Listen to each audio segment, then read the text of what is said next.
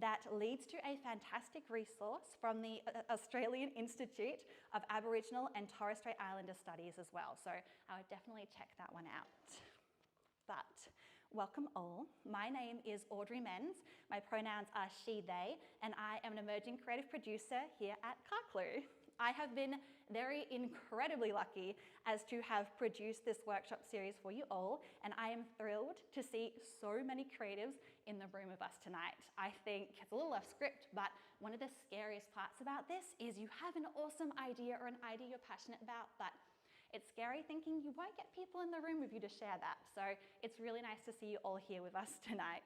I can't thank you all enough for choosing to spend your night in the building with us here, or for watching our live stream on YouTube as it may be. So before I start, I do have a few quick notes or housekeeping as well. So for our in-person attendees in the room with me here, our bathrooms are past reception on the left-hand side here and in the northernmost side of the building, so right behind us here if you need them. You are also welcome to help yourself to drinks at the back of the room here at any time. This isn't a lecture style event. You are welcome to get up and to move around. In fact, you're encouraged to do so. As well, we'll be taking a short intermission break from 8 o'clock to 8:30 or thereabouts for nibbles as well. So if you start to feel a little bit worn down, there will be some hot food to keep you going a little bit later on in the night. I do also want to note specifically that, as I said before, we are live streaming our event tonight to YouTube. So what that means for you is that if you want to watch it over again or to share the link with someone you think might enjoy the presentations tonight, you are more than welcome to do so. You can also find the video on Carclew's YouTube channel at any time, which is awesome. I will also note that no one in our in-person audience today can be seen or heard in the live stream. So there's no need to worry about being visible, which is fantastic. But for this reason, if our presenters have time for questions at the end of their discussions or their presentations, we have asked that they repeat your question so that the mic I'm wearing here can pick up and the online audiences can hear the question for you as well, which is awesome. But that being said, I would love to introduce you to our very first presenter for the evening. So kicking off our workshop series with a discussion of sensitivity reading and diversity in fantasy is Adelaide-based editor and writer Cameron Rutherford. Cameron is... Hold that applause, I'll need it, but not just yet. So Cameron is an editor and writer who specialises in speculative fiction and who holds a Bachelor of Creative Arts Creative Writing with honours. They are also the owner of Read and Storm Editing, which you should definitely check out, through which they edit for new authors and independent publishers. So now's the time. Can I please get an extra warm hand for Cameron coming up for the first slides of the night?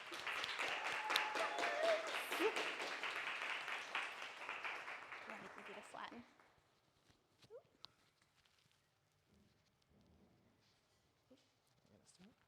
Almost. Some technical issues to start us off, but I think we're there. Thank you very much, Audrey, for that lovely introduction. So we're all here today because we have a passion for speculative fiction, for stories about worlds different from our own, imagined, exaggerated, transformed, or otherwise other. But what is the purpose of these stories? Why write fantasy and science fiction in the first place?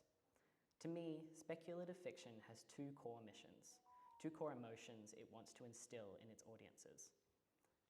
The first is escapism. We read, watch, experience speculative fiction to escape our everyday lives. After a long day, our minds are filled with worries about work, study, money, politics, you name it. Fictional worlds provide relief from these mundane worries. We can, for a moment, immerse ourselves fully in unique, interesting, magical worlds. The protagonist's problems might seem insurmountable compared to our own, but they have the power to change their world, and they have a delightful habit of winning in the end. The second is what I'm going to call reflection. Speculative fiction is more often than not used to commentate on our own world. Fantastical battles that represent world wars, racial tensions depicted through warring monstrous species, new technologies and world orders the creator uses to warn audiences of their own oncoming futures. Speculative fiction is rife with symbolism, metaphor, and analogy, because it can be easier to convince someone to see the world the way you do by showing them an exaggerated version of it, or a version of it mapped onto a different context. Think 1984, The Handmaid's Tale, and The Left Hand of Darkness.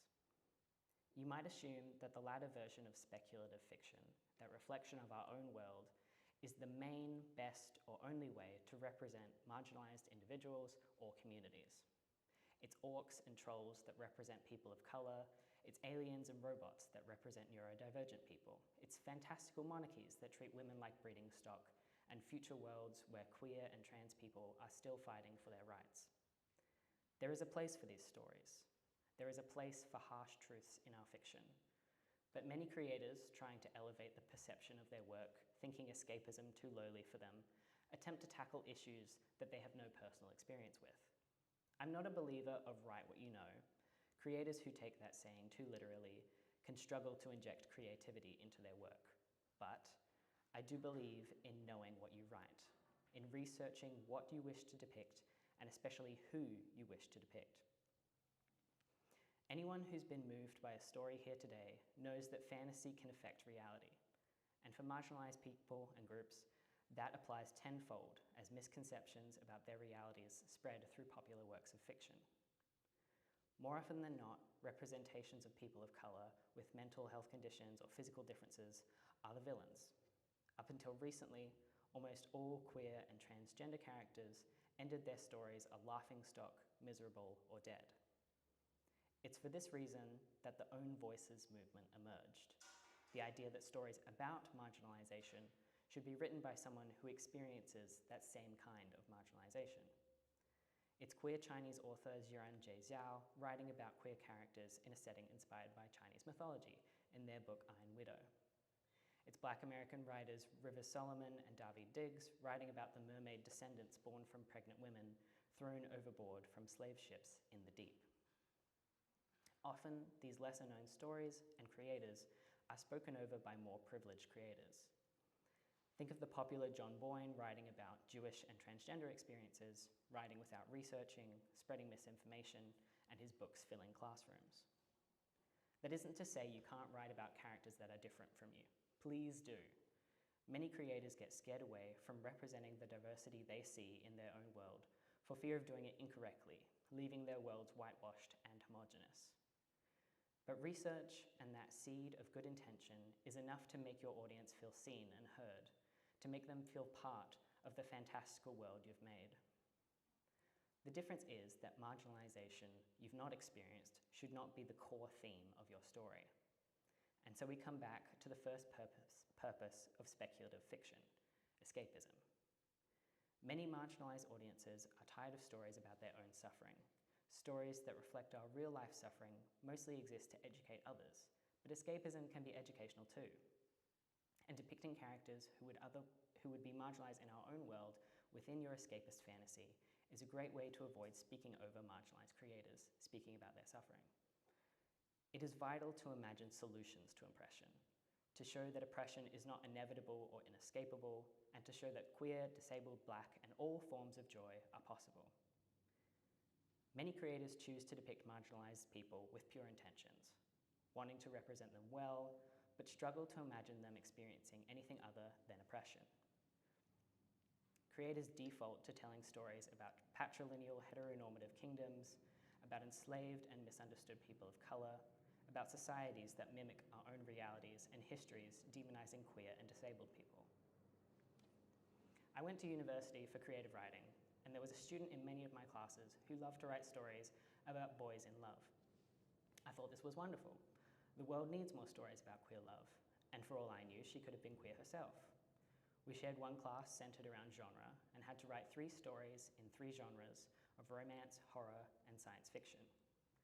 She had the idea to have these stories be part of a series, to be all connected. I asked her what the stories would be about, what complication the heroes would face. She responded bluntly, immediately, homophobia. What else would a gay love story be about? But marginalized people live full, rich lives and are so much more than just their suffering. I encourage all of you, when developing your fictional worlds, to challenge the systemic structures you default to. Not only will this allow you to represent how our world could be different and better towards people marginalized in this world, but it will make your worlds more unique and interesting and stand out from the crowds writing what they know about oppression and misery. In most high fantasy stories, the head of the state will be a patrilineal monarchy, a kingdom that prioritizes male leaders and heteronormative marriages to bear more male leaders. Consider why your story would prioritize male leaders. Perhaps your monarchy is matrilineal, prioritizing queens, or has no gender preference. Perhaps your society is perfectly accepting of queer couples and has no qualms about adopted heirs, or doesn't choose heirs based on birthright at all. Perhaps in your world, transgender people socially transitioning is treated as perfectly ordinary and mundane. Perhaps medical transition isn't an uphill battle against legal and medical systems, but readily available through magic or futuristic technology.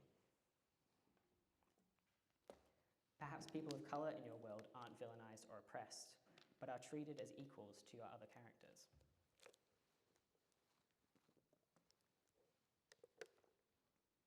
Perhaps your world is a cultural melting pot where different traditions, religions, and ways of life coexist side by side.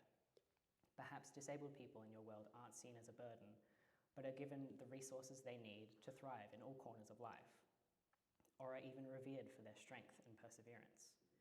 In speculative fiction, non-human species almost always mirror humanity's own conception of gender. Consider if your non-human species might have different expectations or customs for men and women. Maybe they don't have the concept of men and women and go by different social constructs, or don't have any conception of gender at all. Perhaps their gender system isn't determined by sex at birth, but instead by their hair or eye colour, or the time of year they were born, or by which job or role is expected to be fulfilled by them. There are endless possibilities, so explore them. Perhaps people marginalized in this world are accepted in yours. Perhaps they're even revered, valued, loved.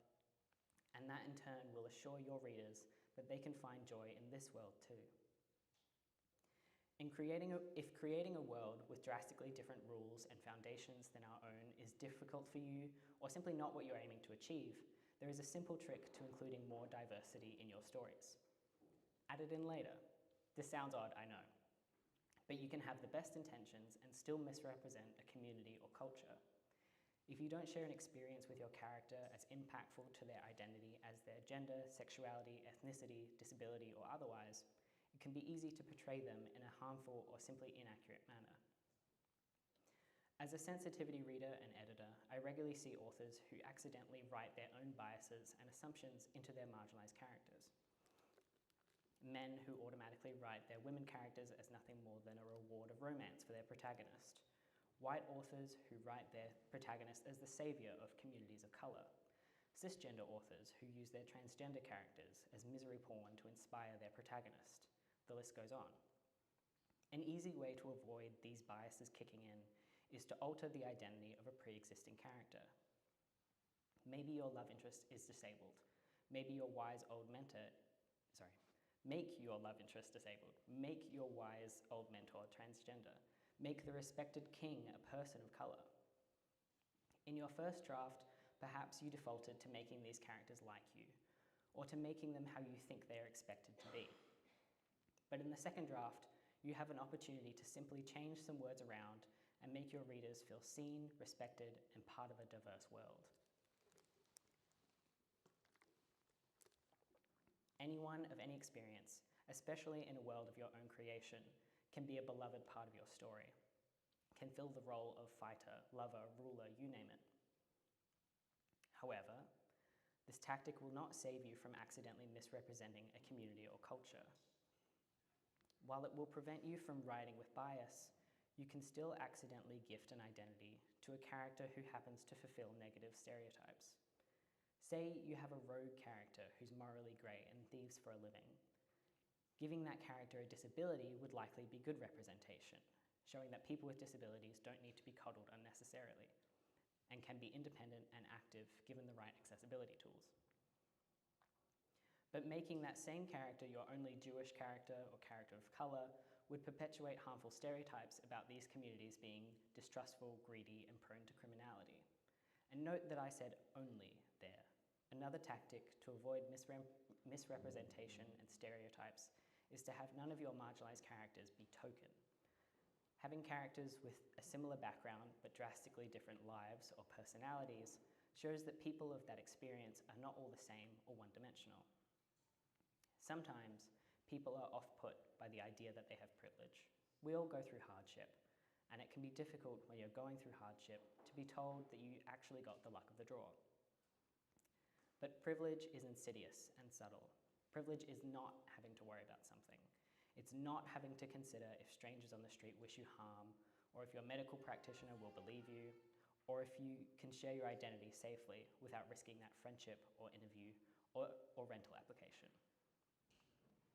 There are hundreds of both small and big fears and concerns and even joys of people different from you that you might never consider yourself. So many creators unknowingly run into issues when creating a diverse set of characters. And so it's helpful and sometimes necessary to call upon someone who has that shared experience with your character, a sensitivity reader. The practice is becoming more normalized. More and more I find myself hired not just by authors, but also by publishers. It is becoming an expectation of the industry that if you are not an own voice author, that characters that do not share your identity are either heavily researched or considered by a sensitivity reader. After all, a publisher's main goal is for their books to be monetarily successful, and boycotts against books that contain harmful depictions can be costly.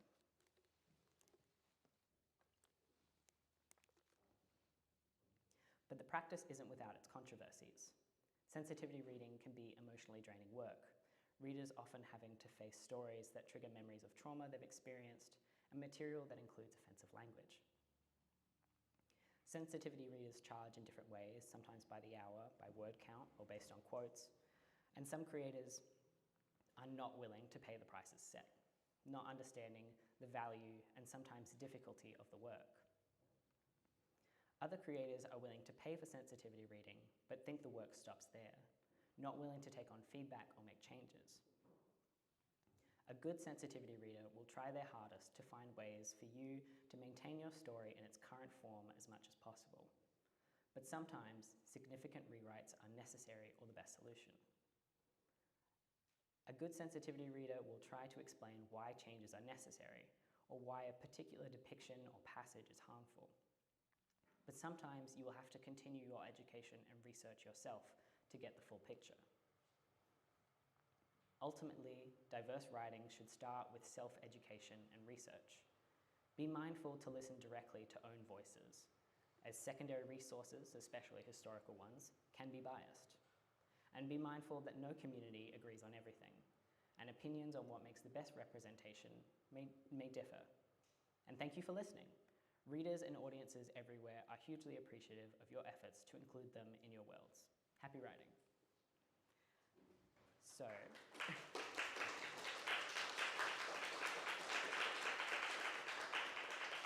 I believe we have some time for some questions, if anyone has questions.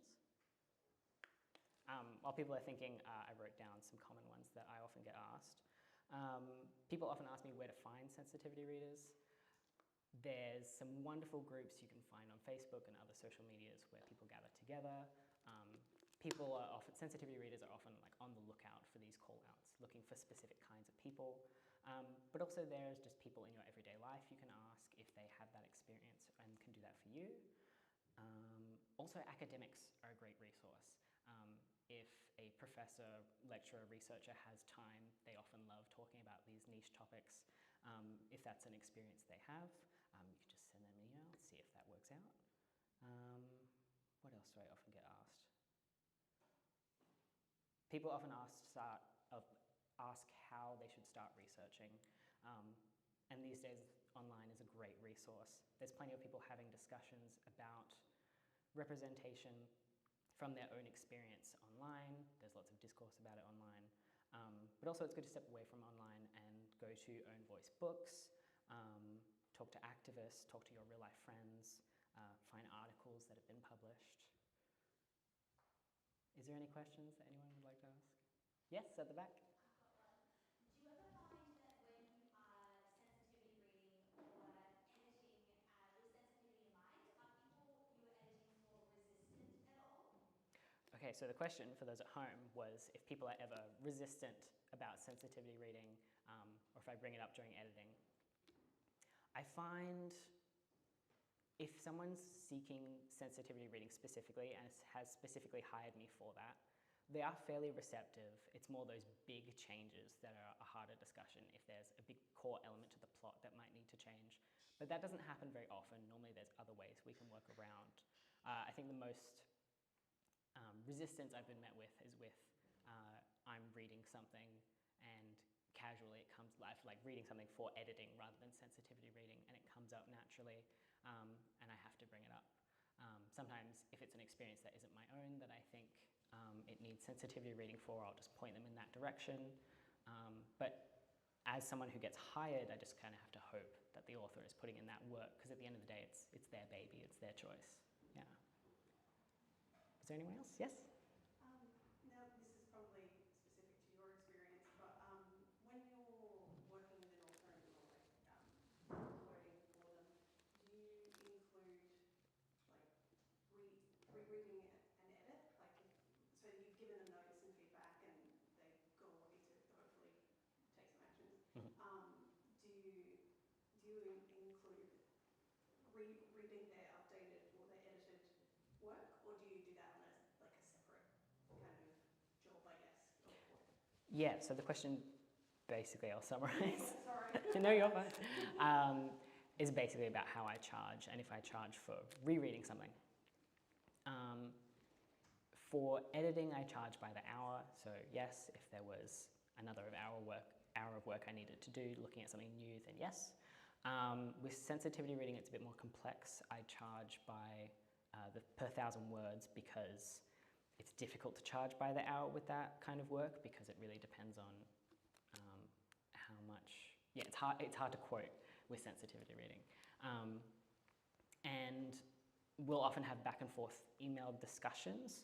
I'm happy to talk with people, but if they're wanting me to reread something that's been edited again, I would charge that separately. Yeah. Anyone else? Yes. When you are setting up these quotes for people, when you are reading the work that they've got, and you're giving it back to them and letting them know that they have got something that could be an issue, how do you approach that with them? Yeah, so basically, it's a lot of, like you get told that thing of the compliment sandwich when you're a kid, right? You start with something positive, the negative, and the positive. I try and say, hey, here's all the wonderful work you have done. Here's this issue. Here's why it's an issue. And that's a big one for me, is explaining why it's an issue, explaining why it might not be something they would have noticed or picked up on. I find with explaining transgender issues, it's just not something that's very visible. So it's fine that you didn't know this, but if you're wanting to portray this character, you need to know.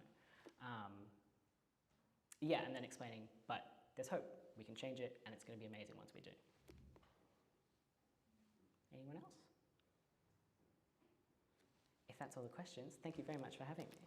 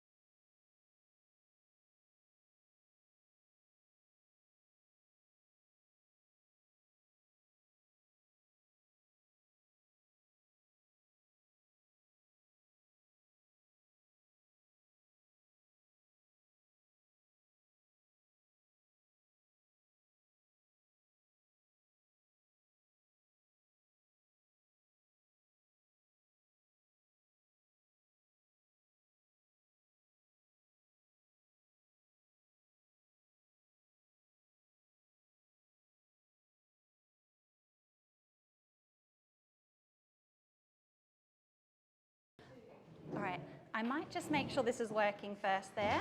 That's all good? Perfect. Then if everyone could please grab a seat here.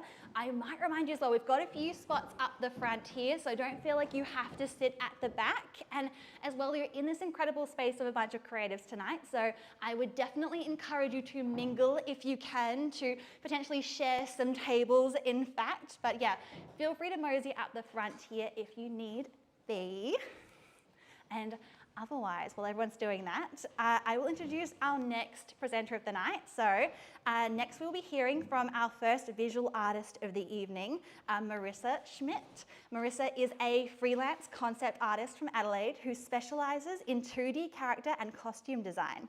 She graduated from Flinders University and CDW Studios with a Bachelor of Creative Arts, Visual Effects and Entertainment Design in 2021. Then in 2022, graduated the BCA Honours First Class, receiving a university medal for outstanding academic achievement, which is absolutely amazing. So today, Marissa is going to be sharing her own new theory on world building through character design. So can I please get a huge round of applause for Marissa?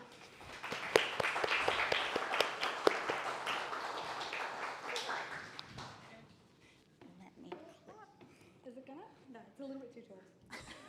Let me clip you up there as well. There we go. Awesome, thank you. I'll try not to drop all of my notes right off the bat, hey. Alrighty. Go that way. Hello? Maybe? Out in the back? Is it on? I don't think it's on.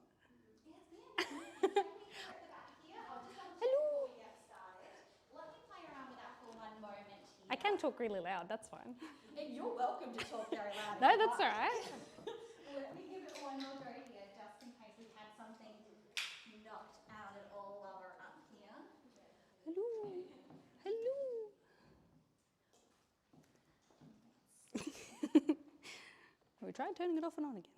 That's the goal. No? I told you about that wrench.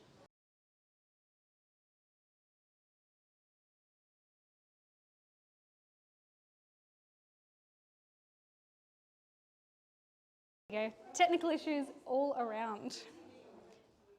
Oh, is this turned off, has it? What? It's thinking about it. Hey, there we go. Awesome. Awesome, there we go. Oh, well, thank you for all of that introduction, Audrey, and thank you for fixing and touching all of the things, because I would have no clue. So, I'm Marissa. I'm not a great public speaker. I let my clothing do my talking for me. They say it takes between 2 and 1/10 of a second for your brain to make assumptions about someone and their story, things like age, occupation, or even personality, all in an effort to save time and brain power, but often results are unfair or simply incorrect. This based solely on the way a person looks. Now, not everyone comes with their own breakdown. I sort my wardrobe like I sort a character design, with great intent to help make the best first impressions. Hey, it works. So my name is Marissa Schmidt, and this is why costume matters. World building through costume design for visual arts. I know that seems like a big spray of meaningless words now, but hopefully by the end I can give you some context.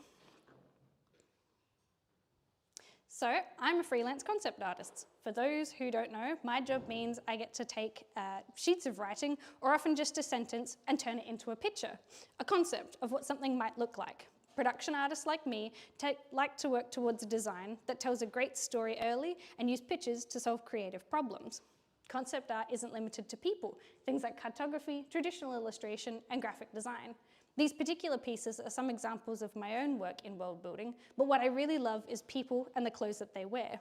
And I'd like to preface this today by saying this talk isn't meant to be a what not to do or instill a step-by-step instruction to follow, but to encourage you through a few handy tips to explore the magic of diving deeper when it comes to your characters and their costume design. When I did my degree in entertainment design, I wanted to explore what made creating characters so fun. My favorite games are The Sims, Dungeons and Dragons, and anything that lets you make a custom hero, like in an RPG or role-playing game. I want to know why it's possible and likely to spend an average of an hour or more getting features just right before I've even spent a minute in the world. Or why when I got into that world, I had to start the character all over again because they just didn't fit. A robust and detailed character creation system, while not being the majority of a game, can be the most important part to connecting a person to the world. In my academic search, I came across an amazing study, and it, as well as a handful of others, are the basis of my design and this talk today. This thesis, in paraphrasing, said that clothing was the most important invention next to the telescope and glasses, as it allows instant non-verbal communication. What? It theorized that clothing as we know it has a set of unwritten rules based on our experiences and setting, allowing the transfer of information wordlessly. When speaking about the clothes we adorn every day, it can be easy to assume that what we wear is the utilitarian solution to keeping warm and protecting our bodies from harm. Even considering modesty, the concept of clothing is inherently tied to social cues. Because of this, meaning shifts within different environments and social cultures. It sounds technical, but if you looked outside and saw everyone wearing scarves and coats, you can assume it might be even colder than when you walked in here today and rug up before you left. If you see people walking alongside the road in fluoro vests and hard hats, are you going to be more careful and take more notice of your surroundings due to construction or maintenance? This is an example of environmental context, but we're getting ahead of ourselves. I like to think of costuming and character design as designing people. People that just so happen to be an answer to a question. And what better way to get the best answer than to clarify the question? I can get you a wrench, but what are we fixing? Using the pink study I mentioned earlier, I think we can come up with a few categories to help us in building a character that's more lifelike and holds the depth that will allow our viewer to take them on as a friend, an enemy, or a number one sidekick, just by looking at them.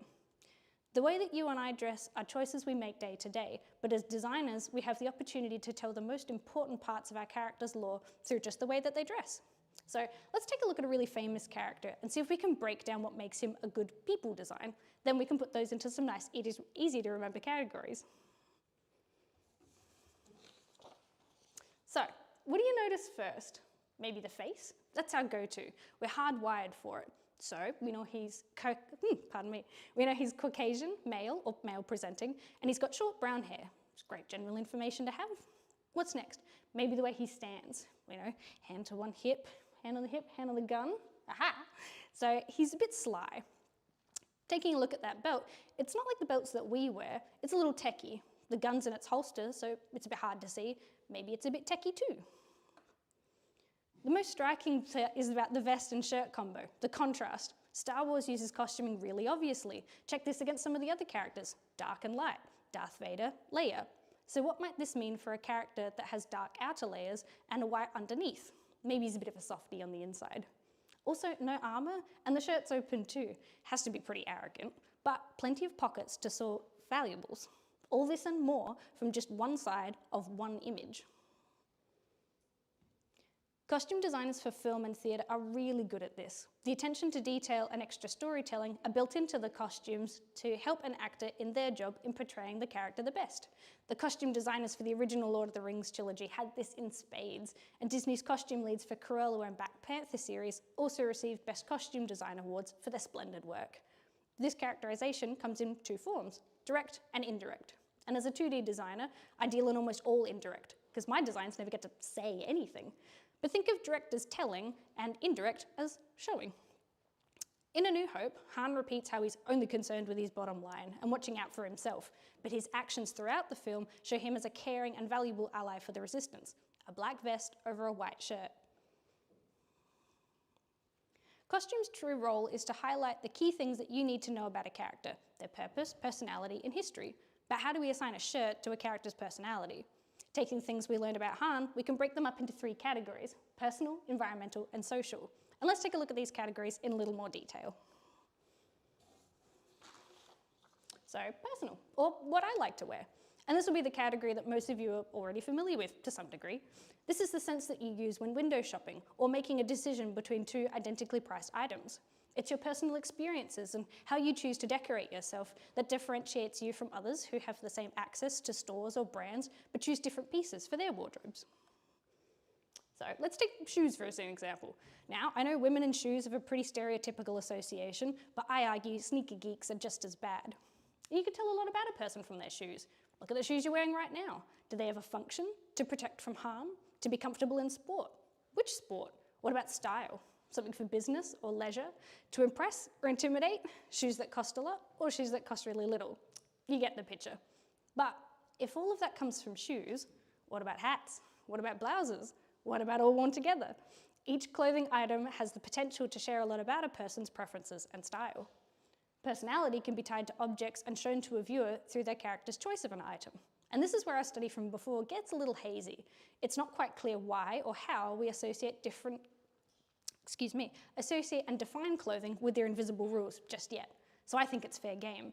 Use your experience and observation. So I walk everywhere and I wear the same comfy pair of shoes every day. So someone who runs may use the same pair of shoes as just running shoes. Someone who also walks every day could prefer ballet flats or Converse. But things like that have a history. Old painted pair from high school, new and squeaky clean, high top, low top. It's getting complicated again, I know. But think about it this way. If you had 10 people all wearing Converse, they wouldn't be wearing the same identical shoes. It's personalized. Another avenue is color. Now, what's your favorite color? What do you think my favorite color is? Some of you might have had an answer straight away, or maybe you didn't have a thought, but a feeling. Some might instantly default to black, browns, or greys, as it's a neutral and safe option. There's nothing wrong with that. But did you know that colour has an anthropological meaning? Colours have meaning thanks to learning passed down from our previous generations. Greens and blues are thought to have a calming and revitalising effect, thanks to their association with nature. Yellows and reds are energetic and sometimes dangerous, thanks to their association with predators, sickening plant life, and blood. Have a look at the colour wheel and see why some of your favourite brands might be using colours the way that they do. The availability and accessibility to certain fabrics and dyes can also serve in subtle ways to show a character's position in life. Historically, access to exotic colours of expensive and exotic nature would be reserved for those with higher economic or social standing. Red was for nobility, but only kings wore purple. It can be easy to get swept up and away by a rainbow of colours, so sticking to a simple formula can keep designs cohesive and easy to read. Once again, I think if you look at your own wardrobe or the outfit you chose to wear today, you might already be doing this. Having a look at Overwatch hero Zenyatta, we can see about 60% is golds and yellows. That's the major colour.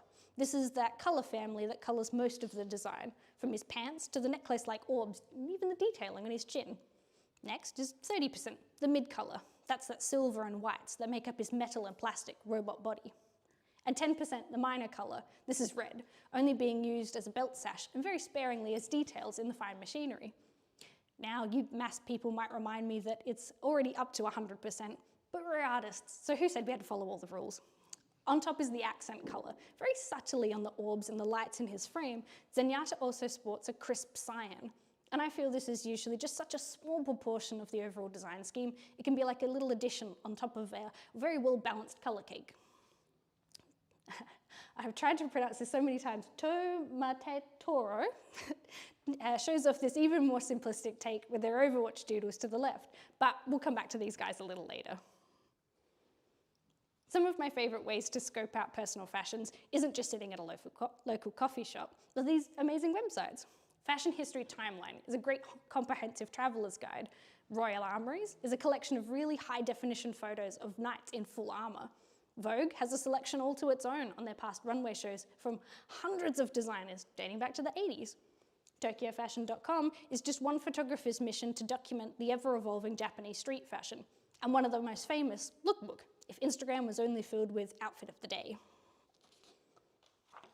These curated boards of fashion can give you and your character a lot to pick from, or a great jumping off point if you're looking for references.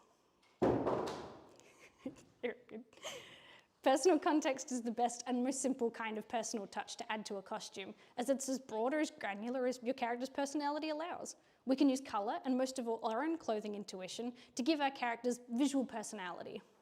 These connections for personal flair can be the easiest to add, because all we have to do is start thinking about our character as real as we think ourselves. Environmental, or what I would like to wear based on my area or activities. Now, I imagine this one is most one that people use without thinking. You might have even done so this morning. What's the weather going to be like today? Choosing clothing in styles that you like, but taking into consideration the locale and purpose. You probably didn't bring gumboots, although they'd be great for wet weather. It's for the garden. Or is it that you wouldn't be caught dead wearing wellies and jeans? Here we make a small distinction between uniform and dress code, as the latter falls into our last category. So we can think of environmental context as clothing that's so tied to the setting that it would kind of be weird to see it without it, like Star Trek nerds at a Renaissance fair. These costume choices ground a character in the world as being part of it rather than playing dress up. So, speaking of uniforms, clothing with a designated purpose, often used to distinguish roles or hierarchies. These are an unchanging and repeatable set of clothing for a person to replace their everyday clothes. Depending on the situation, it can also be a social offence to complete duties without one, such as in a prison, police force, or school. This is that safety gear we mentioned earlier, or items like a blacksmith's apron, even spacesuits. All clothing that when not in the place they were designed for looks a little out of place. This isn't to say that you won't find them outside their space, but think about how those types of settings or people could be used to give your viewer a sense of something familiar. Like, what would safety gear look like in space? Environment is vitally important to our understanding of clothes. We take for granted that we understand what these examples represent. Had we been born in the Middle Ages or on another planet, we wouldn't know what any of these outfits actually mean. So environment also covers things like materials, things a costume can be made out of.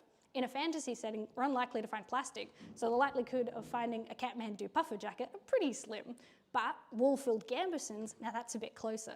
Same in space. With materials aplenty, does everything come from a replicator? So the term genuine leather no longer refers to the lowest, but the highest grade, made from real hide.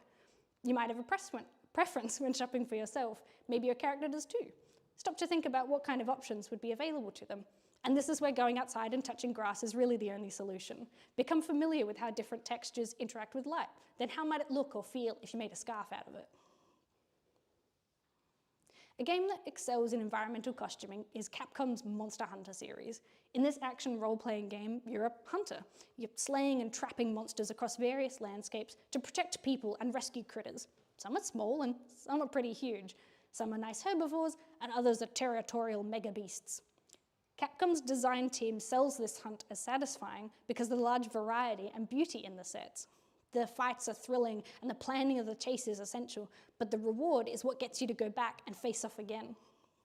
Each design takes on colours, shapes, and of course the materials for the slain beast, and integrates them into a set that feels grounded and in tune with the fantasy or steampunk setting.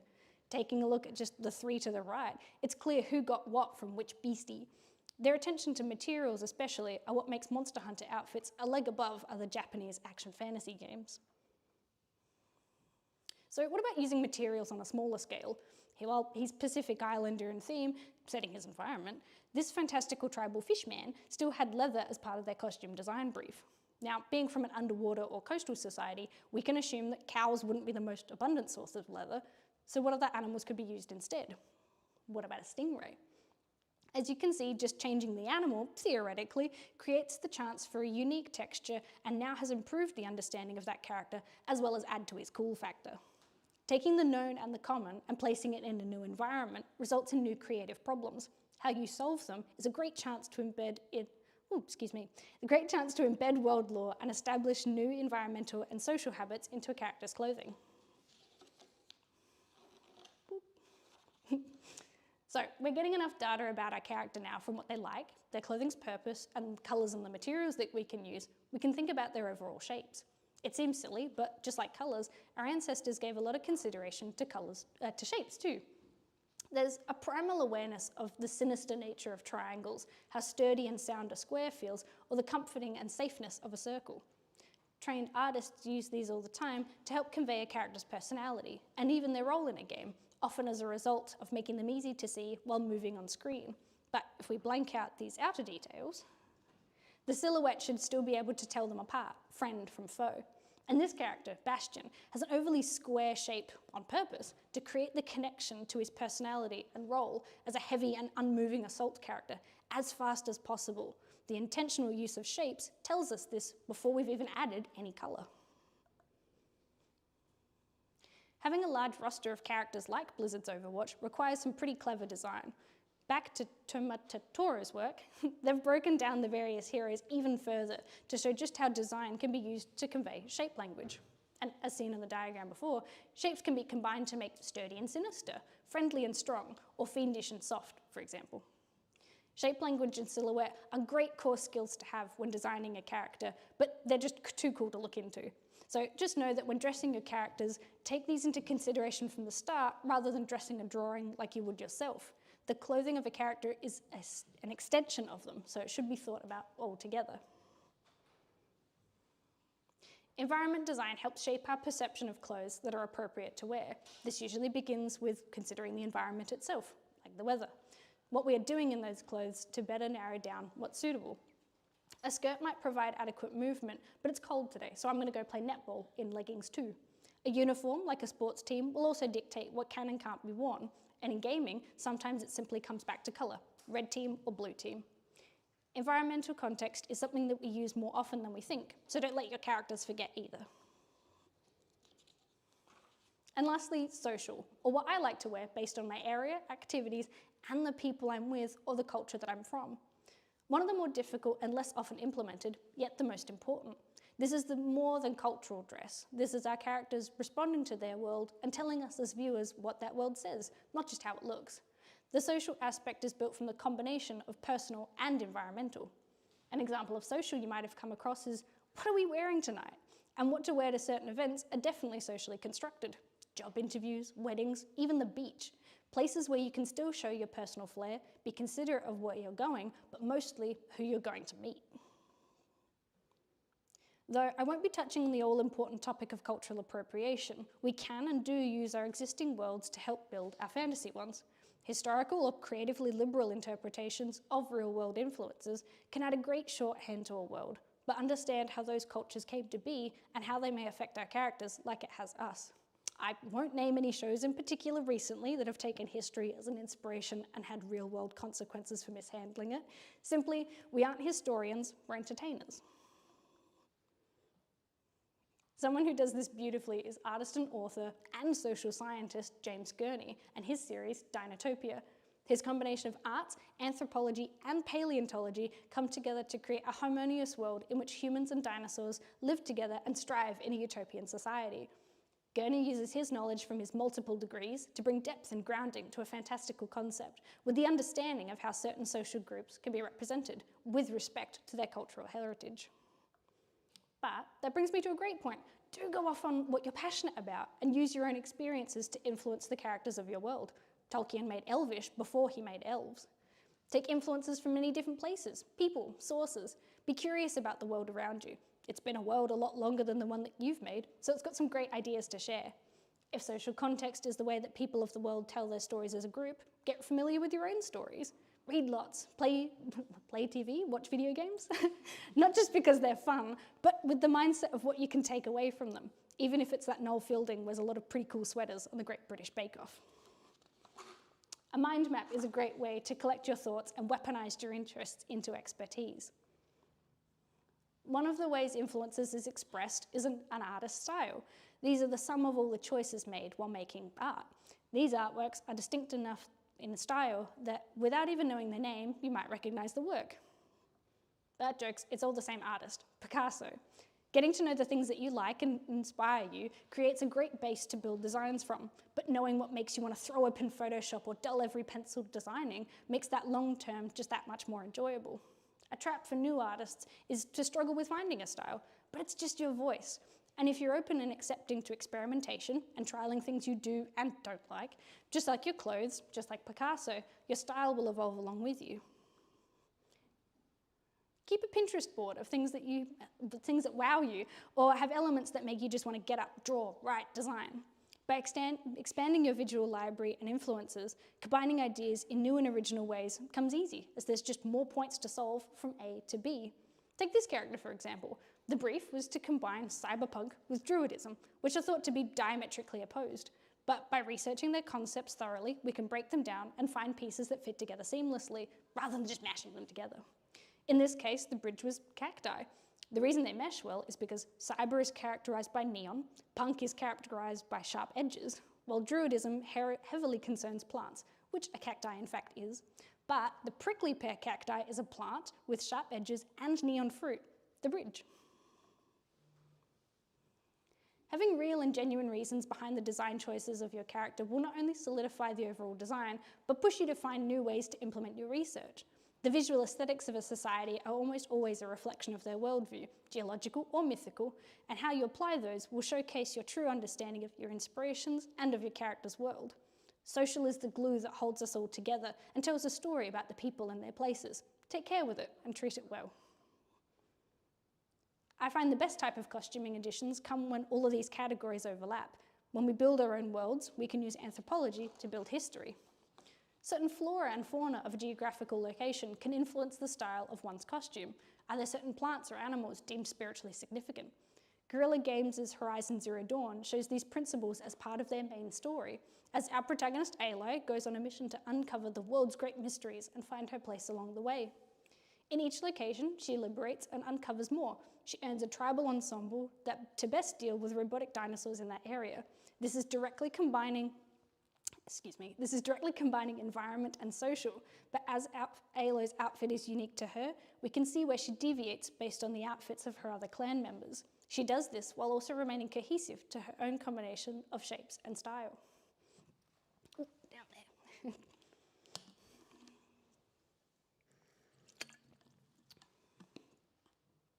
So, I reckon they were pretty easy to follow categories. How about a recap? Personal is the clothing that I like to wear. Environment is what I like to wear based on my area or activities. And social is what I would like to wear based on my area, activities, and who I'm with or the culture that I'm from. Seems pretty grand when you think about it. Each category is a milestone or a stage in development. But the trick is to using this as intention when creating your characters. Once you start asking questions of them, the more will be revealed and the easier it will be to build out someone who's no longer a robot or a blank droid.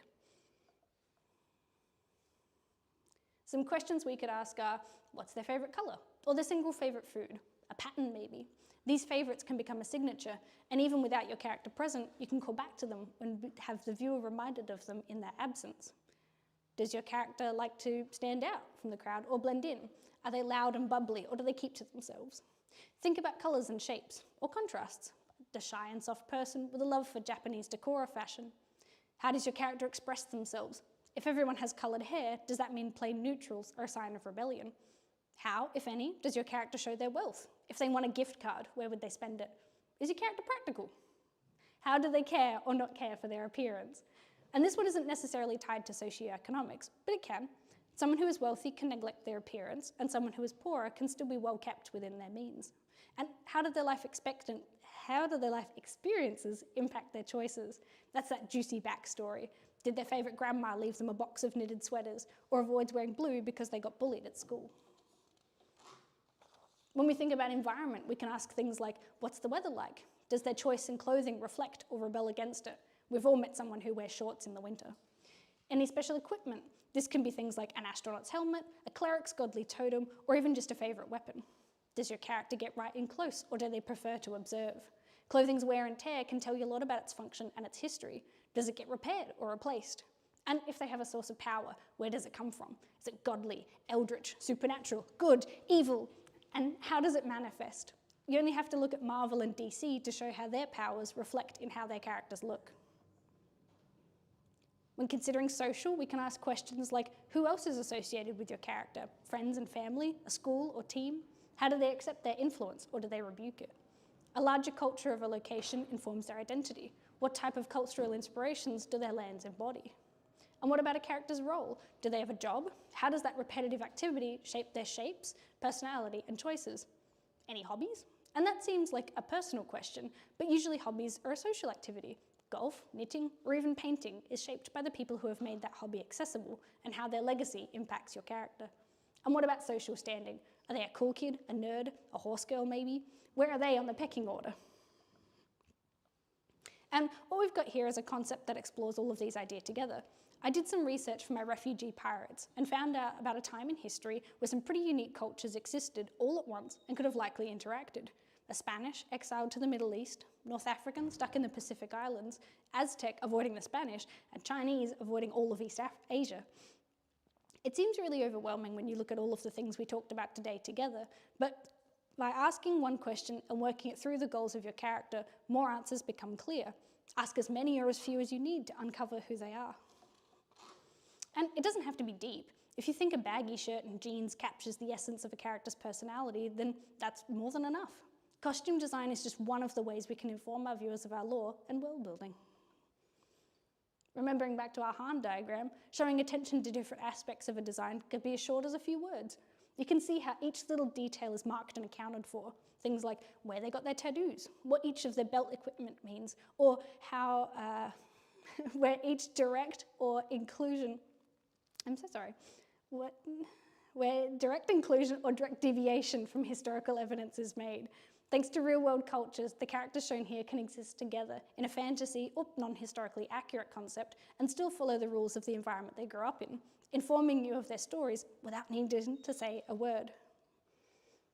And the same can be done for modern too.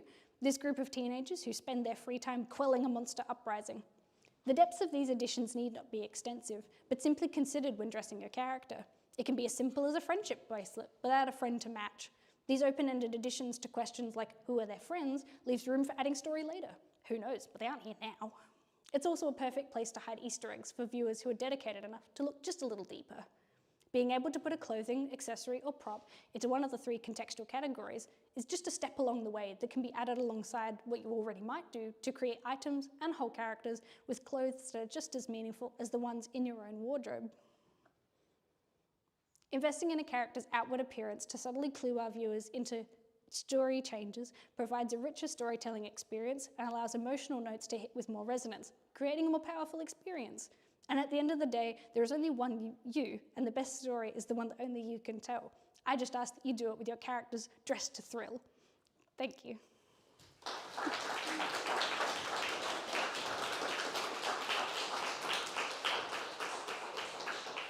If there is time left, I am happy to do questions. I was not prepared enough to have an FAQ planned, so if there's not any questions, I'm happy to answer any after. No, that's all good. Awesome, thank you for having me. Oh, is there? I didn't see your hand. I was just going to say it was brilliant. Yes, thank you. Last compliments are also accepted. Oh, I'll take them any day. Beginning.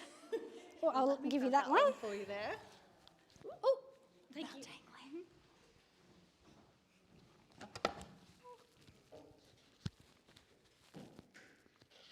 Amazing. Let me get that bad boy back on there. Thank you so much, Marissa, for coming up and sharing this here. Another quick note for our audience, but if I click back for us here,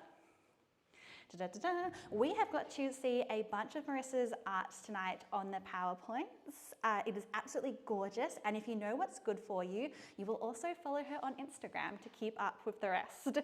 So I believe in our programs tonight, I've got a little bit of information there, so if you do want to follow and see even more gorgeous artwork, I would definitely encourage you.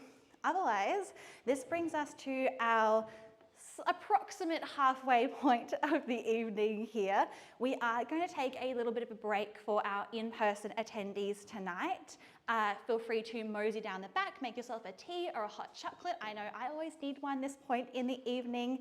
We also have some non-alcoholic G&Ts and beers down the back as well. And in not too long, we'll bring out some hot food for you as well to keep you going. But for our live stream attendees, we'll take a bit of a break and we will be back in just a moment.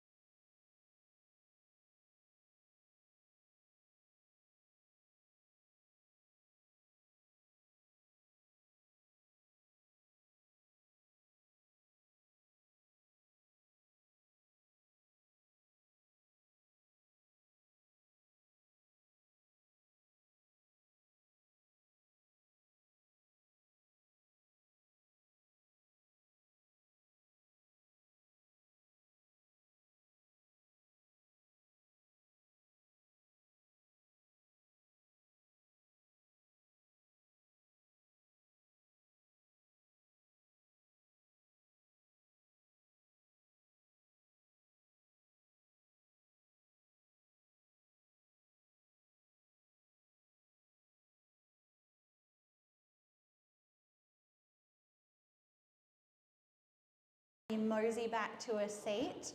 We will move on to our final presentation of the evening.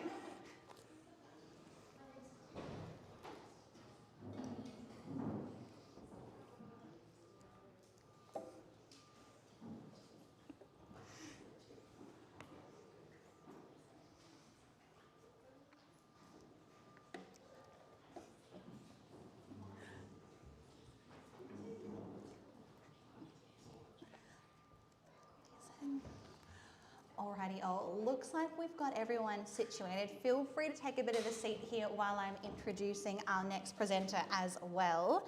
So welcome back from our intermission. I hope everyone got to rest your eyes and your brains for a second there. I know it can be a little bit hard at the end of a really big day. Likely a lot of you are coming from work as well. Hopefully you feel like that was a little bit of a reprieve before we move on to our last presentation of the evening. So finishing off tonight's event, we have comic author and illustrator from Ghana country, Yana Hoffman.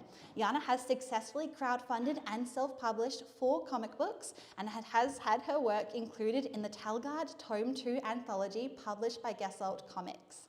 They are an incredible writer and artist, and tonight they will walk us through a guide to crowdfunding. Can I please get a warm welcome for Yana?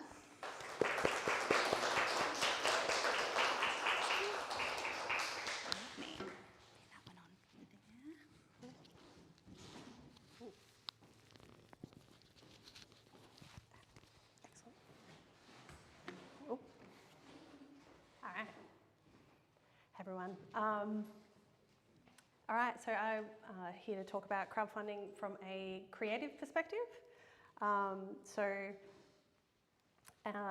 of course, I come from this from a comic perspective, but I really truly believe that it's really empowering for creatives of like many different fields, I guess you could say. So what we want to cover today is a bit of ground. So we're going to cover the sort of major types of crowdfunding available.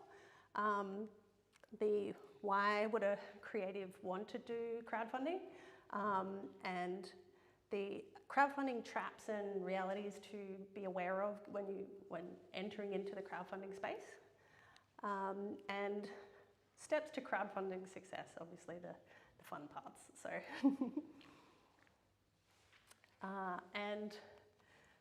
why am I standing here for you today? So I am a comic creator.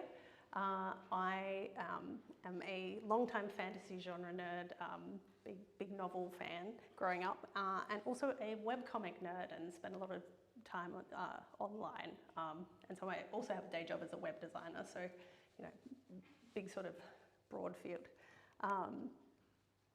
However, I've also run, as mentioned, 4 Kickstarter campaigns, the most recent one for my first solo work as a comic creator.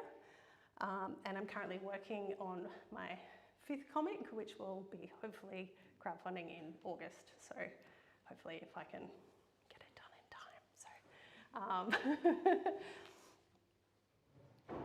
I'm also I discovered putting this presentation together a Kickstarter backer favourite. I don't know how you get that, but I hope it means that I've done a good job looking after my backers.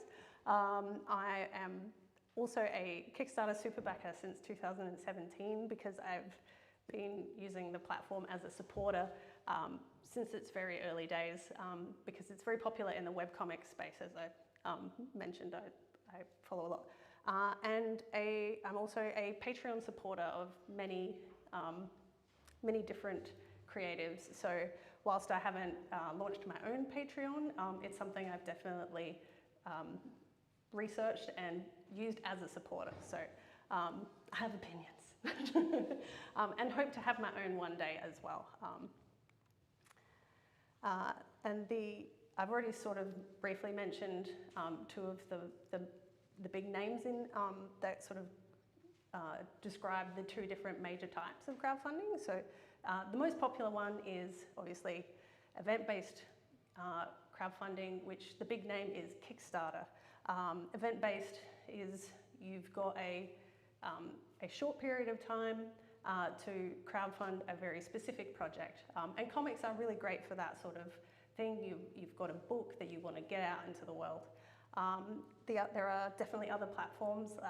Indiegogo, BackerKit has recently launched its own sort of crowdfunding option, and Crowdfunder as well. However,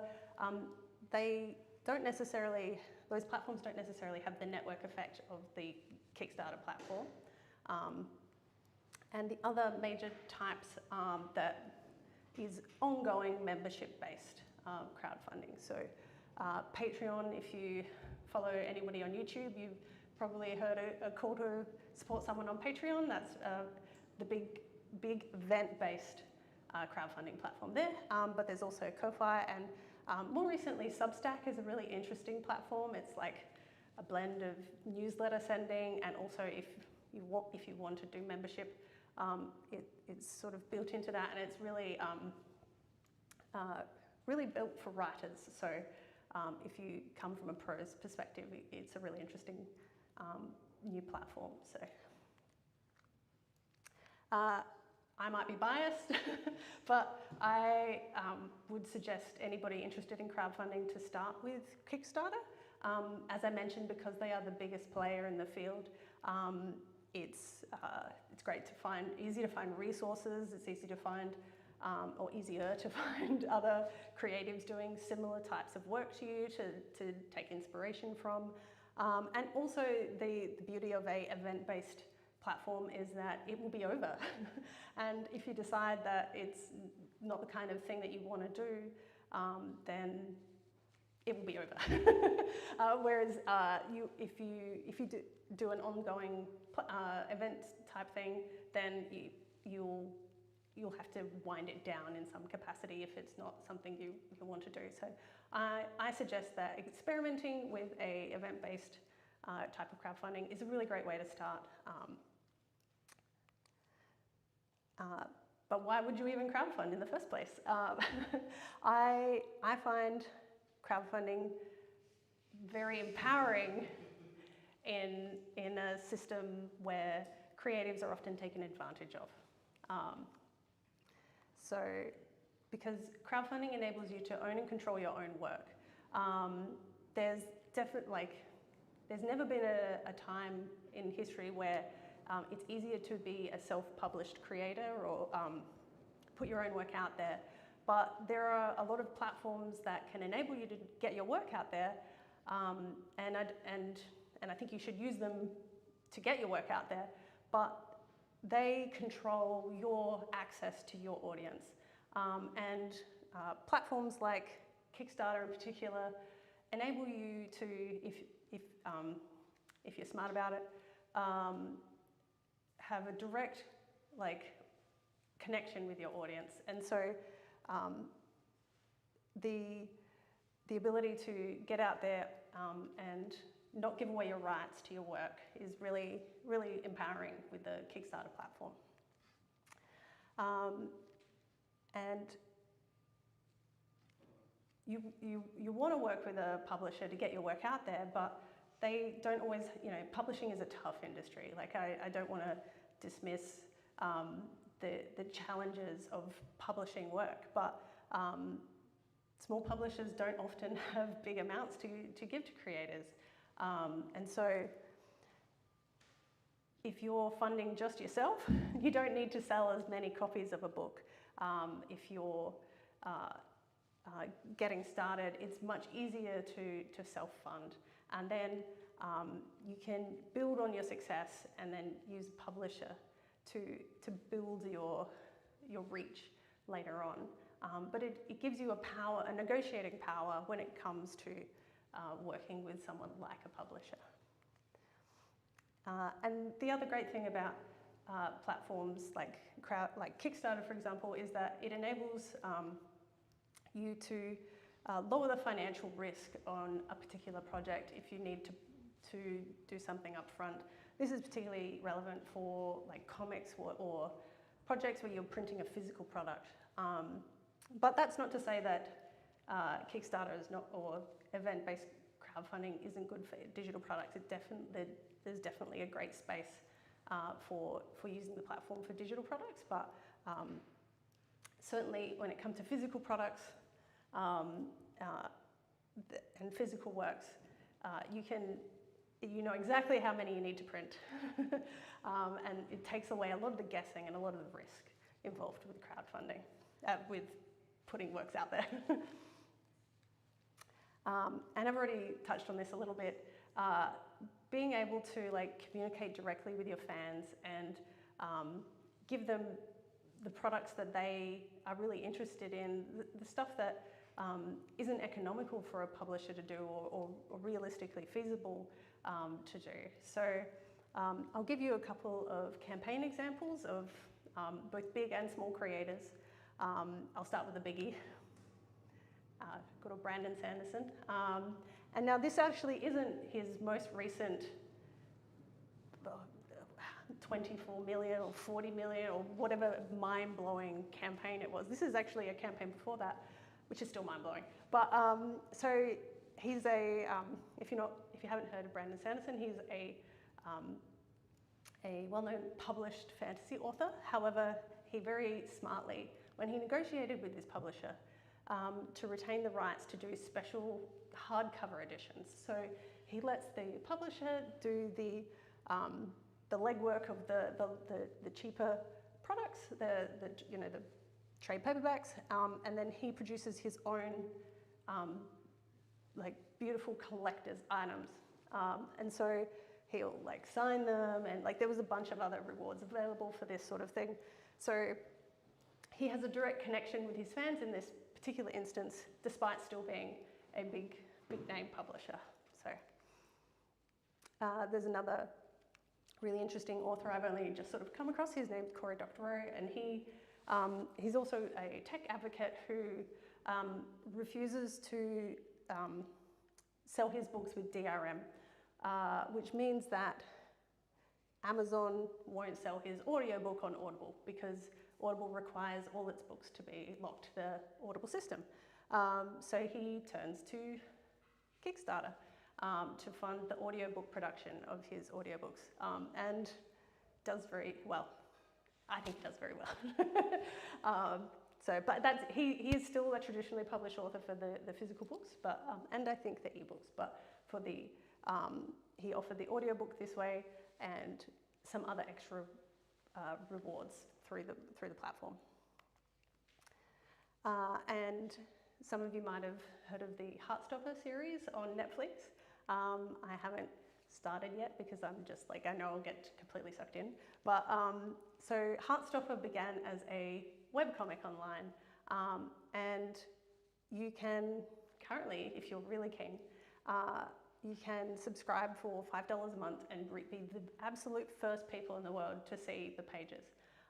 And so I'm sure Alice has a variety of incomes, but she has 10,000 patrons.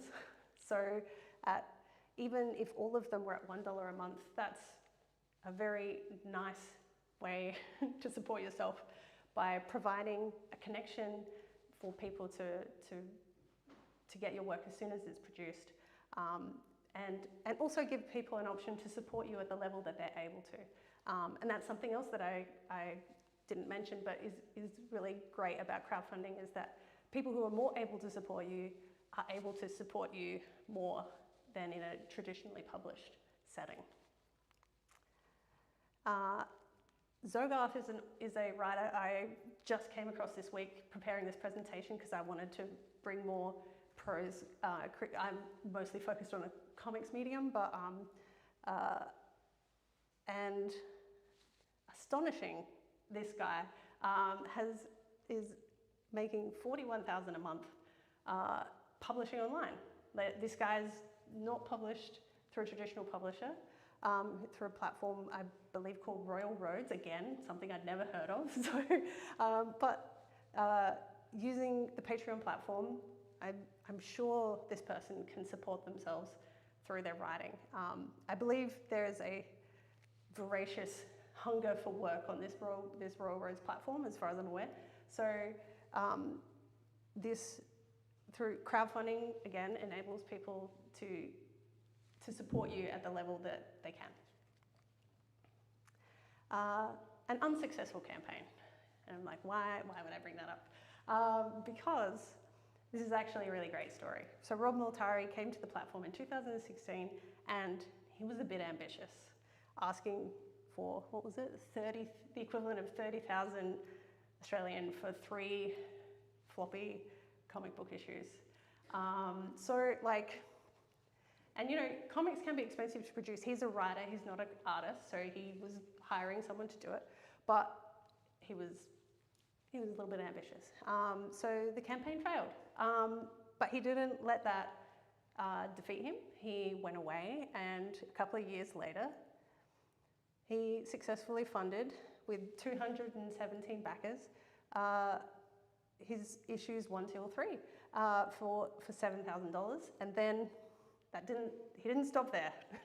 He's a very prolific Kickstarter campaigner now, and has built a whole group. I think he calls them his wolf pack of fans that are voracious. Like I think he's launched a plushie at one point. Like he's really built an audience for his work that, and he just keeps going from strength to strength on the platform.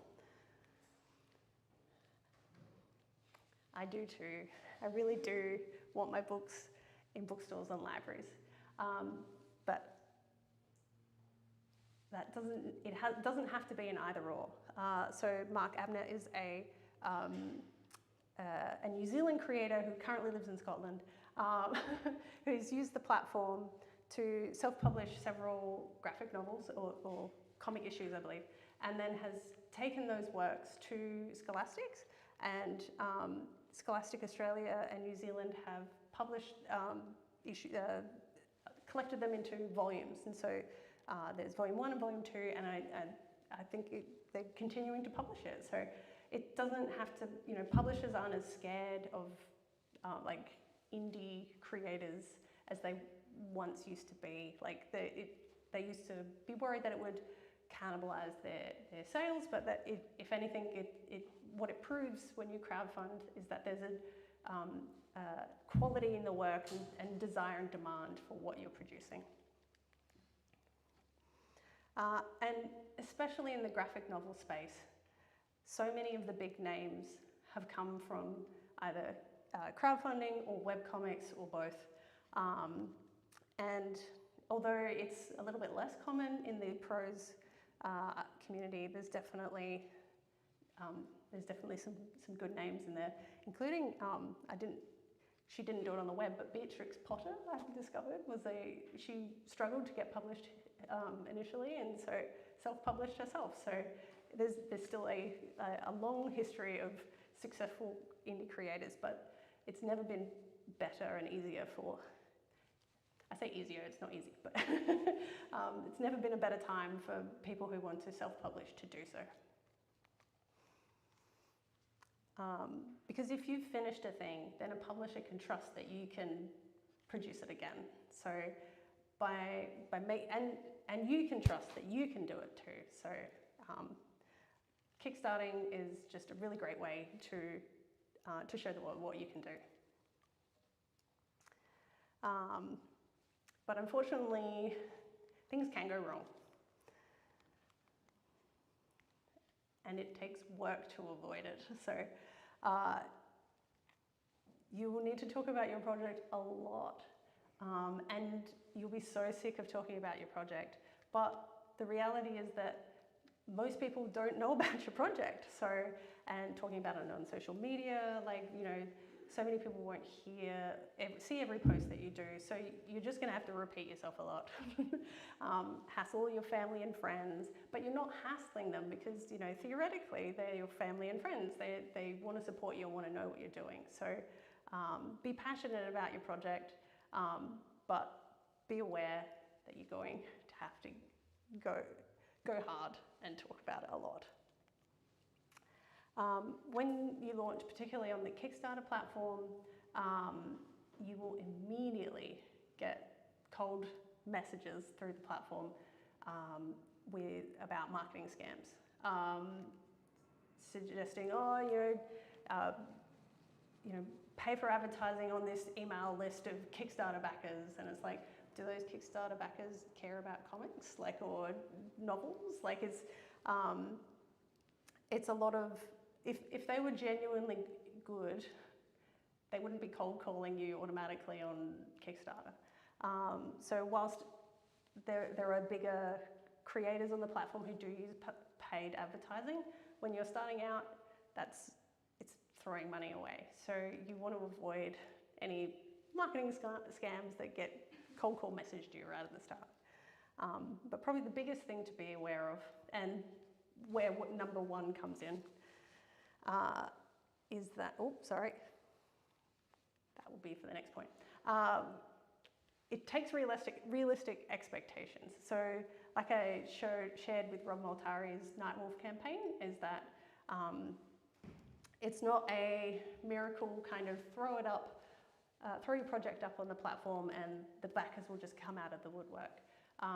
Starting out, you want to start out with a small goal and think about realistically how many people will come out to support you on the platform. And you'll be surprised at, like, this sounds strange, you'll be surprised at how few people you need to support you to raise funds for your project. But $30,000 for your first project, if you don't have any sort of audience, is asking a bit much, basically. First point comes in now. You must do a lot of cost research and planning if you're doing physical products in particular. Digital products, obviously, they scale, no problems, but as we'll see with this particular campaign here, one of the earlier successful Kickstarter campaigns is that the creator of this comic, Sullivan Sluggers, he decided on shipping based on what other people were doing. This is what he said in an interview. He didn't actually price out how much the shipping was going to be, and a significant portion of the backers were international backers, and he vastly underestimated how much shipping was going to be. He then also made the situation worse by with what's called stretch goals, where every time they overfunded it by a certain amount, he increased the page count in the book. And what that did was increase the weight of the book, which then made his shipping more expensive. So whilst he raised $97,000 on the platform, his expenses were vastly more than that, and spent, I think, 10 years trying to send out these comics to people as he got the funds to be able to send it out. So, I mean, props to him for, like, committing to, like, not abandoning the campaign, and 10 years later still sending people comics. And I believe he's still making comics. Like, you know, he's clearly a really, like, talented artist. But if you're doing physical products, you must research. And spreadsheets are your friend. And I actually have a little flyer that I've made up with, the guys at the back there have the flyer. And on there is a QR code with a link to a list of resources, and one of those is a spreadsheet that I've made based on what I used for my last campaign. And like it's not an overly complicated one, it's stripped back, but it's a great start. It's all the basics of what you need to make sure that you're thinking about your costs and your shipping and how to sort of think about the pricing tiers. So if you're interested in that, then that flyer's there available for you. So now the fun part.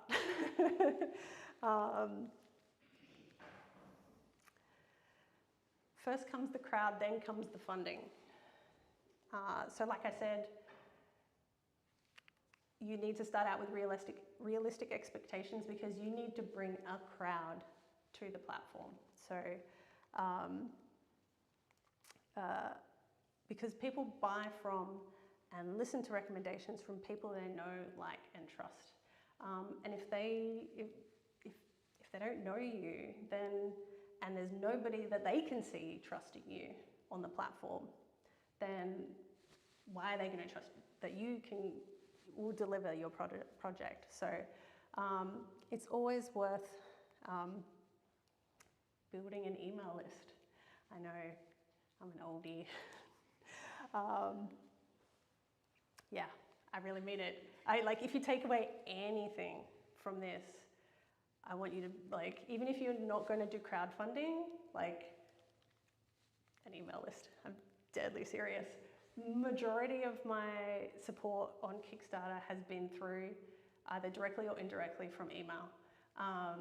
Social media is not nothing, but when I look at outreach and the platforms that are going to support me, I look at social media as a way for people to find me and my work. And not just social media either, because I'm a comic creator, I look at Webtoon and Tapas, but I'm not going to rely on those platforms because those platforms don't want people to leave the platform. So as much as possible, I want to encourage people to join my email list because that's the best way anybody is going to hear from me. And still even then, only 50% of people will open your email. But 50% is amazing because on social media is less than 1%. So email always outperforms social media. If you take away anything, just this. So I have a few quick tips. Oop, very quick.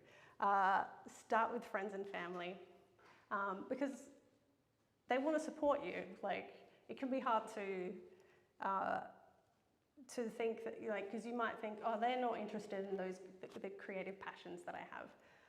But they're interested in you and they want to know how your work is going. So don't be shy about asking your friends and family if they want to be kept up to date. And you'll be surprised at the random people in your life that genuinely get a real kick out of hearing about your work. And then they'll probably tell somebody else and then they get it. So it's a way for the word of mouth to begin. And then once you've exhausted your family and friends, you can then, using those outreach platforms like social media, you can offer something valuable in return for their email address. Because having the ability to contact someone is valuable. So for these days now that I have my own self-published work, I offer a ebook copy of my book if you sign up for my mailing list because it's the most valuable thing I have and your email is valuable. So offer something of value in return. Obviously not everything, but make it worthwhile. And then you've got to email them, right? So tell them your story. Why is this project important to you? Because if you're passionate about the project, people love passion. And so if you're passionate about your project through your email, then people will want to support you when it comes time to crowdfunding. So this is a really quick and easy one. Crowdfund other campaigns. So there's so much that you can pick up just through osmosis of watching how other people operate. But also don't just blindly follow what everybody's doing, especially creators who've been on a platform for a long time. On Patreon, for example, in particular, a lot of the older campaigns, the people who've been on the platform for a while have a low tier or the cheapest tier being $1. However, that's not really advised anymore as being the lowest tier because most of that is credit card fees. So these days you'll notice that newer people on the platform or the people who really take advantage of the platform, their cheapest tier is like $2 or $5 even. So yeah, just sort of make sure you look at what a lot of creators are doing on the platform. And the easiest way to do that is to crowdfund other campaigns. But like I said, there are cheap tiers. You don't have to back them forever. Obviously, this could get very expensive, so you don't want that. But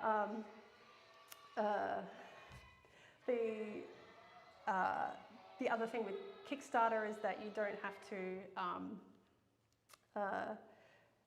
have to back at the highest tier, you don't even have to pick a tier at all. You can back for $1 and then get all the updates as they come out through the project. So you don't have to spend a lot of money, but I would definitely recommend looking at other campaigns and sort of thinking about why a creator might be doing what it is they're doing. And then start small and simple. Again, you'll look at the big creators and they've got like t-shirts and like hard covers and soft covers and foil covers and metal covers and you know, commissions and all this sort of extra stuff, pins, and it can be really exciting to like think of all the different merch like options available, and they are really great. But if you've never done any of this before, start small and simple. Get used to the process and then build on it. What I find really exciting about the Kickstarter platform is the ability to grow with the platform, and that every time you sort of launch on the platform, you can build an audience through it. So don't feel like you're stuck at the size and complexity of what it is you launch for the first time. I have gotten ahead of myself. So yeah, don't go nuts on merch. And that, like I said, with building over time, you don't have to always sell new things on the platform. So obviously you want to be funding a new project, but that doesn't mean that backers for the project can't pick up your previous work. So because people like will find you through the platform, it's one of like, traditionally in comic book shops, the biggest sales for a series of books is the first issue. That's the opposite on Kickstarter. Usually, like as you saw with good old Rob Moltari's Nightwolf back there, his sales, and generally across the platform for comics, they build over time and you sell more of a series as it goes. And again, if you're doing the physical tiers, don't think you need to go all out on an offset print run. I haven't yet. I've only done digital printing. Digital printing can be really good quality these days. So I still get more printed than I get backers, because then I can take the product to conventions and sell at the local comic shops. But you can still do a good few hundred copies on with digital printing, and still do really nice effects. Like for my work, because I work with a branding agent, I work in the same office as a branding agency, so I'm always going over in there and being like, what kind of fun, exciting things can I do? Like spot glosses and you know, nice thick paper and things like that. So you can still make it a really nice product while still doing a slightly lower, more affordable print quality, but still be very nice. So this is an example of a campaign I would suggest be generally a good sort of model for someone starting out. A goal of $300, which is easily raised with only 50 backers. And a simple set of rewards. Although, as I've mentioned, don't sell yourself short. This campaign was from a few years ago, and even a few years ago, $2 for a digital copy is underselling yourself, especially on Kickstarter. But what I do like about the campaign is that there's a digital copy, there's a physical copy, there's a limited print and a comic, which is just doesn't increase your shipping costs at all. And then you get featured in a future comic, which is a really beautiful premium product that isn't going to increase any of your shipping costs or add too much complexity to your campaign. So it's not. You can go even simpler than this. Like, I'm pretty sure I've seen a couple of campaigns where they just have one reward tier, and that's totally valid as well, especially if you're starting out. But if you want to get a little fancy with the spices, I wouldn't go any more complicated than this. And as I've said, you really want to do your research. So if you're doing physical products, get multiple quotes. Don't trust that the first printer is the cheapest or the best. And you don't always necessarily want to go with the cheapest, but different printers have different strengths, and so certain printers have different equipment, and so certain printers will outsource certain things like binding. So it's definitely worth getting multiple quotes so that you can get the best deal for you. Packaging materials cost money, unfortunately. And you want to make sure that it arrives safely, because you want your backers to have a great experience, and nothing's worse than having the postie put your book on top of someone's letterbox in the rain and then have it not be wrapped in a way that's waterproof. So yeah, experience. So yeah, packing material that protects what you're doing, what you're shipping. And of course, the infamous shipping costs. So as my campaigns have built and audience has built, it's gone from being only probably 25% of our backers to about 50% of backers for my work being international, which is really exciting, but also very expensive to overseas. So UK shipping is usually the most expensive, and so I will usually do.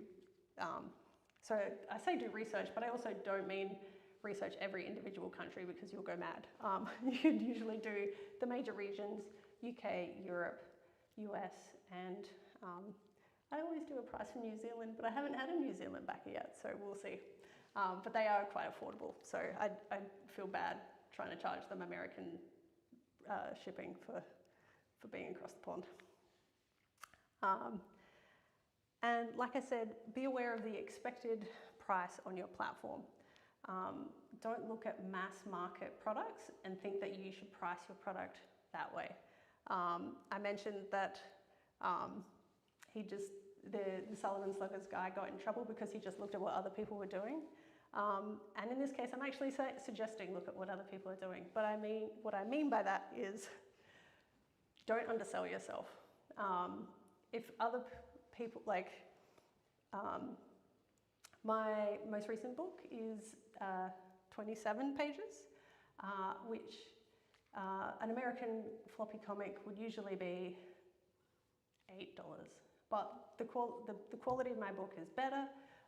It's also somewhat handmade by me. You're selling it, it's coming directly from me. It's a short print run.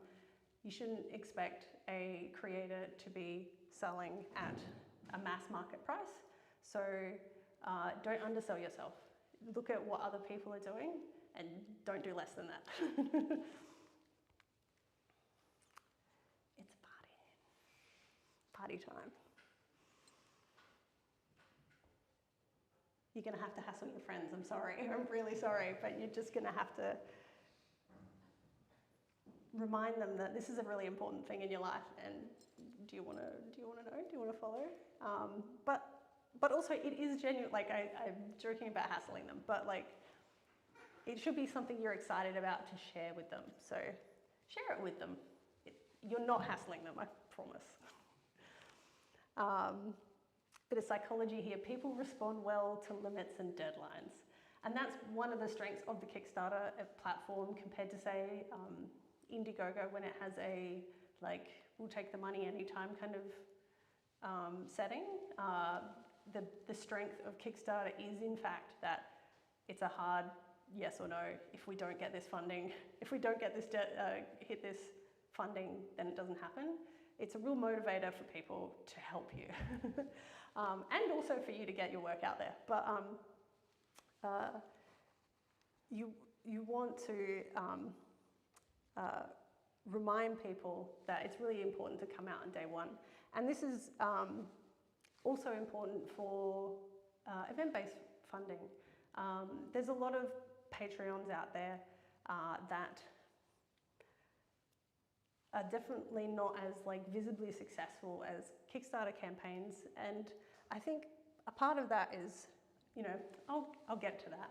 I really want to support that creator, but I'll do that tomorrow, and then that tomorrow never comes. So a lot of what successful creators do, if they don't use a platform like Kickstarter, is hold sign-up drives with incentives for signing up in a particular month. So if you sign up in June, then you'll get a free ebook or a sketch from me, or some sort of great way to incentivize people to sign up now. And on the Kickstarter platform, because as I've mentioned, it can drive new people to discover your work, but that sort of works based on the number of people you are bringing to the platform. So like I said, you've got to bring a crowd, then the funding comes. And so if you can get people to turn out for you on day one, that signals to the Kickstarter platform that this is a really great project, and so I should be showing this to everybody else. So if you can encourage people to turn out for you on day one, that's a really great strategy. And it also feels really great having people turn out.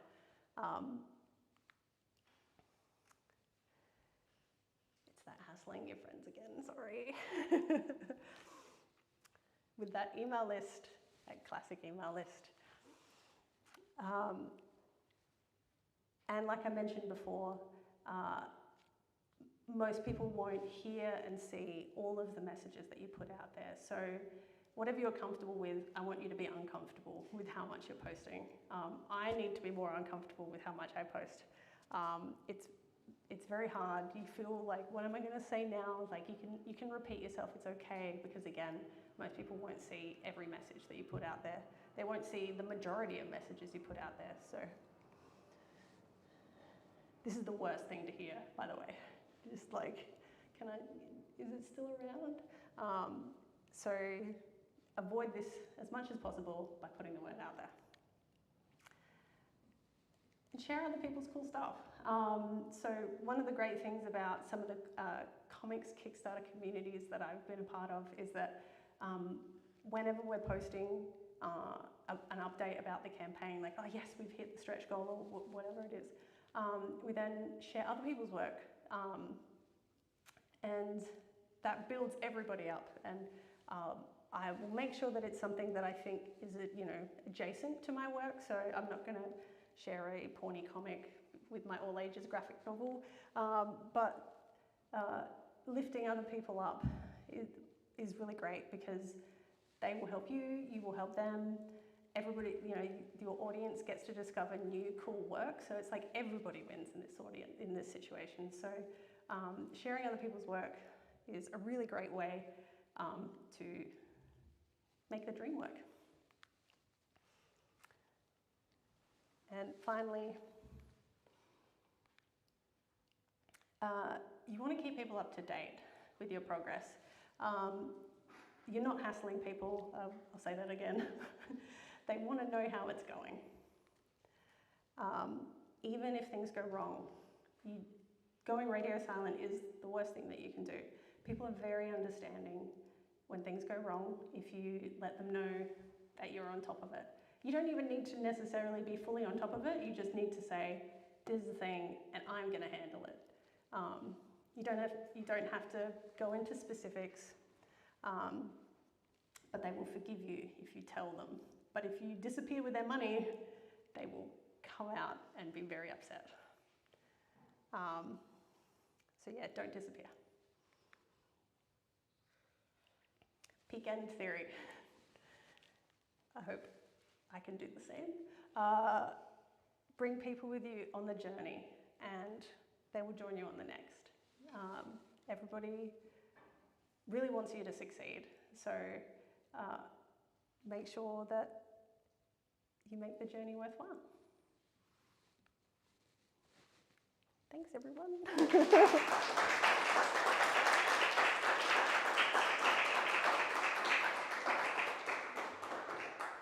And yeah, I have a huge list of resources, podcasts, campaigns that I mentioned, campaigns I didn't mention, all sorts of stuff on the flyer. So feel free to come grab that at the front desk on the way out. So yeah, or for the live stream on my blog at janahoffman.com. So yeah.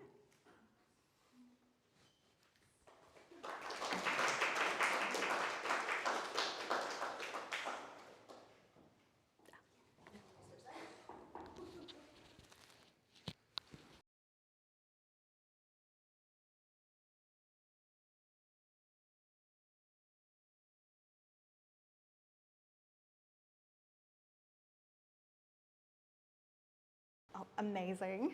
Let me move on to our closing remarks for the night. First of all, thank you so much, Jana, for coming up here and talking about crowdfunding and for putting together the flyers as well, which I would encourage everyone to go grab or to chase up on Jana's website as well.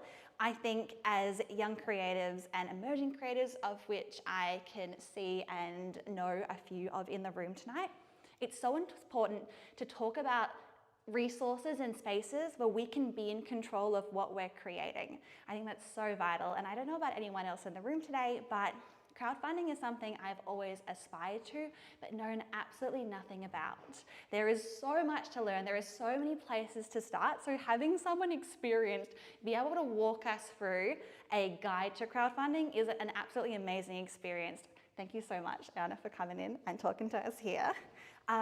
I would also encourage everyone in our program today as well, with our presenter bios. There's some links to Jana's Instagram and website as well, because as they said, their comic, The Lonely Giant, you can sign up to grab a copy of the ebook of The Lonely Giant, and they have their newest fantasy adventure comic to capture a Caliphix that will be crowdfunding in August as well. So if you want to get involved as a crowdfunder, as discussed, that might be a really cool place to start. Who knows?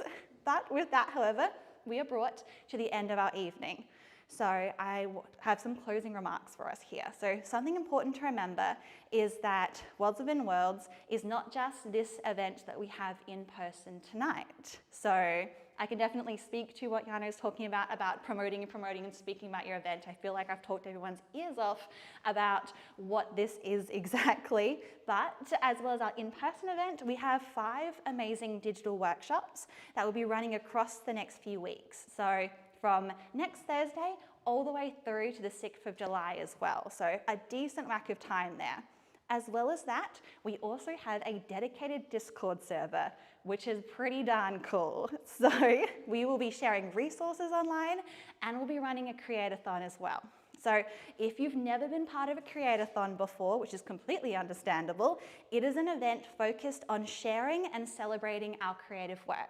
So I believe very strongly, as an emerging creative myself, that there is a lot of power in communicating and in sharing our work and in getting excited as well. It's nice to have a space to feel joyful about what we're creating, especially in the face of all the pressures that there are being a creative person. So each week, so each Thursday, I will be posting a prompt in our Create-a-thon, and I have a handful of our Carclew residents who will be sharing some pieces that they're currently working on, which is super exciting, and they will be sharing some resources, some artistic tips and tricks as well, and you can comment on their work, let them know what you think, and engage as well. It's really exciting. So hopefully we'll have an amazing little community space on there. So any attendees or any people on our live stream who are interested in joining the Discord space, you are all welcome to. And on the back of our programs here tonight, we have a little QR code that has the Discord invite link. But you can also find that on the Carclew website as well. So if you haven't used Discord before, I will also say that I have set up a little how-to Discord guide as well there. Or you can do what I did, because it's very daunting the first time you use it, and you can look it up on YouTube. It's a perfect little site. So now Open House as well is a series of events produced by the emerging creative producers like myself to welcome the community and artists to Carclew House. So that means that Worlds Within Worlds isn't our only event. We actually have a fabulous film screening coming up on the 29th of June as a part of the Super 8 filmmaking workshop that our other producer, Sam, ran earlier this month. So we also may have some further open house events taking place in the second half of the year. So if you are interested in what we're doing here, I would definitely follow Carclew on social media if you are not already. And also have a bit of a look out for that screening a little bit later in the month there. But finally, I want to thank the hard work of all the creatives that we have here involved today. So from our 3 fabulous presenters who have shared some incredible expertise with us, to the wonderful behind us here, Carclew staff who have made this event a functional reality and not just a fever dream that I brought into a room to them. And to the residents, of which we have a few up the front here tonight, who are so genuinely engaged with the ideas we're sharing here today. But I also want to thank, finally, our wonderful audience here tonight who have gone out of their way to learn something new, to make connections, and to work on a passion project just by being in this space with us. Something I preach all the time as a writer is that writing is not just sitting down and actively writing. It is, but it isn't. It's also watching a TV show that you love. It's also learning a new trope that you love. It's also being out and engaging and talking about writing. And the same goes with any art form. So I hope tonight that you all have learnt something and that you can go away newly inspired. But thank you all for joining us this evening, and I hope you all have a lovely rest of your night. Thank you so much.